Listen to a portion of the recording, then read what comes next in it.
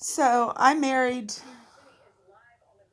a man when I was 28, 29, and I didn't know him that well. Um, but he was older. He's old enough to be my dad.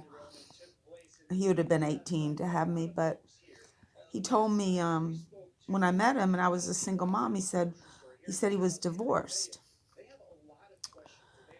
Anyway, turns out that wasn't true.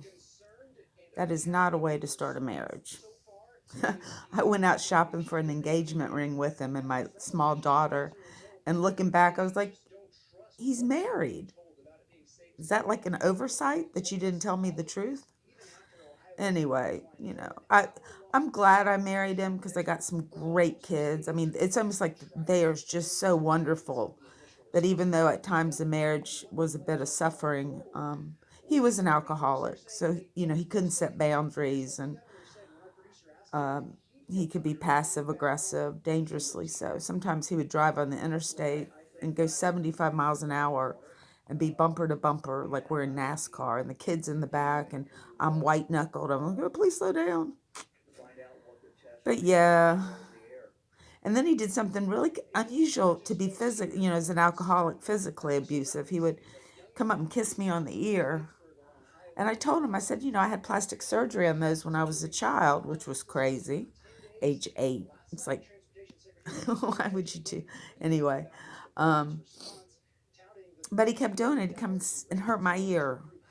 And am I supposed to go to court and tell the judge he's kissing my ear? You can't really do that. But like I said, I don't want to hurt my children, but I do want them to understand the treatment. I mean, he was like a granddad to the kids because he was so much older. If there were any kind of, laws of the house or boundaries, it was me.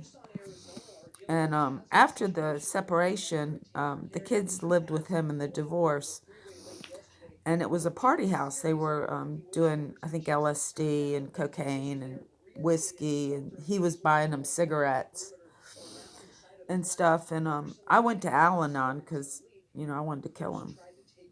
Actually, no, I don't want. I wanted to tie him up and let him drag behind my car, like torture, like Braveheart torture, and all of his skin would peel off, and finally the skeleton would just be scattered all over the interstate. But anyway, what did I learn? I don't know. I got into it, with him. He said he had money and things like that. So, I thought everything was good. And I told him I had bipolar, but then to find out he was in credit card debt. So the whole thing was like bizarre. Um, and honestly, with my third child, I had an IUD, and I was planning on leaving him with my son once he got a little older. But then we were kind of stuck. And, he had we used his retirement to buy a horse barn and horses and stuff. And our only asset really was putting money into a house. And he had taken out secretly a loan for his oldest son from the first marriage, probably because he felt guilty.